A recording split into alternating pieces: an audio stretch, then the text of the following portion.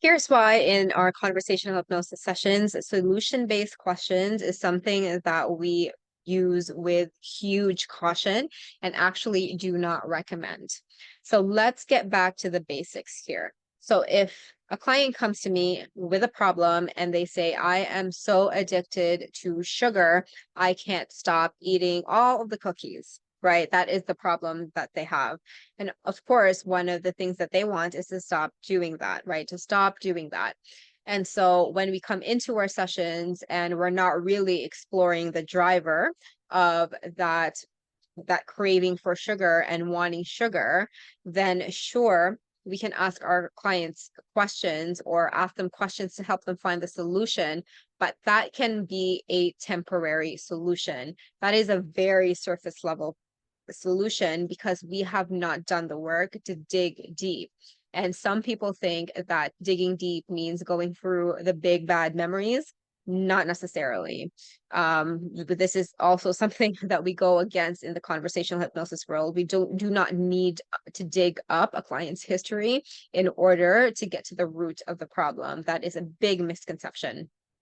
But what we really do want is get to the reason why the client is stuck this way today, right? At this present moment in time, what is making them want to grab all of those cookies and eat all of them, right?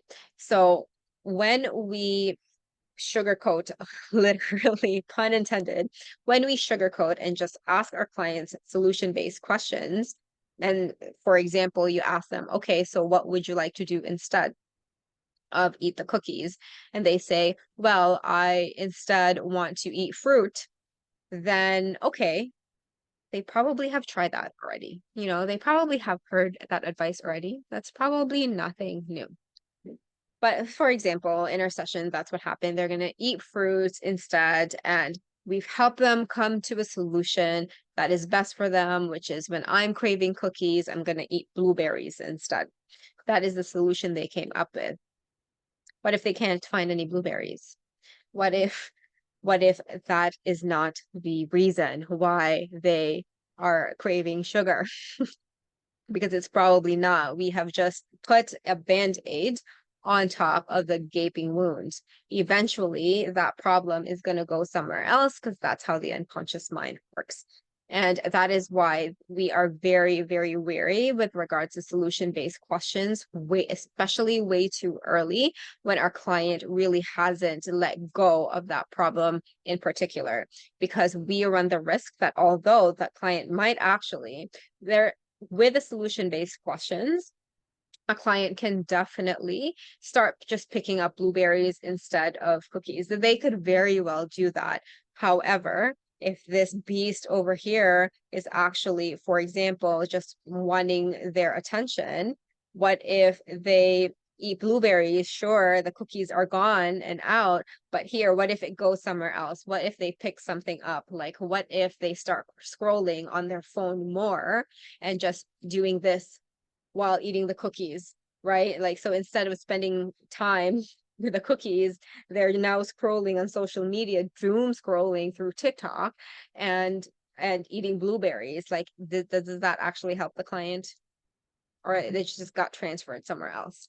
That's why we don't like that. And also, our biases can come into play with regards to solutions, right? If we're just based on solutions, then we could potentially steer the session based on what we think our client wants. So maybe the best thing for that client is actually just having one cookie, but here we are trying to be like, eat blueberries instead. And sure, a client might listen to us because they paid us and they want the result, but it's actually not what they need. And that is why solution-based questions can be very biased as well, because we can bias the direction of the session. We're not really allowing our clients to find that answer.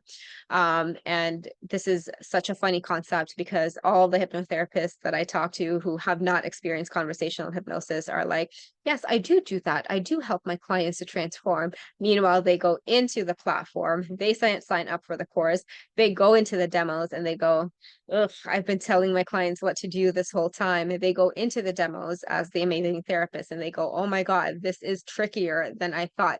Asking questions this way is trickier than I thought. Yes, because we have been trained to try to control the session. That is a video for a different day, which I actually do have on this channel. But otherwise, that I hope this helps you think with regards to really reconsidering solution-based questions, because it's not really the best for our clients, and we could potentially just put a band-aid on a gaping wound, which is not what we want, right? We want the root cause. We want to make a big difference. So any questions at all, let me know. Otherwise, I'll see you later. Have a great rest of the day, and let's make a massive impact together, one conversation at a time.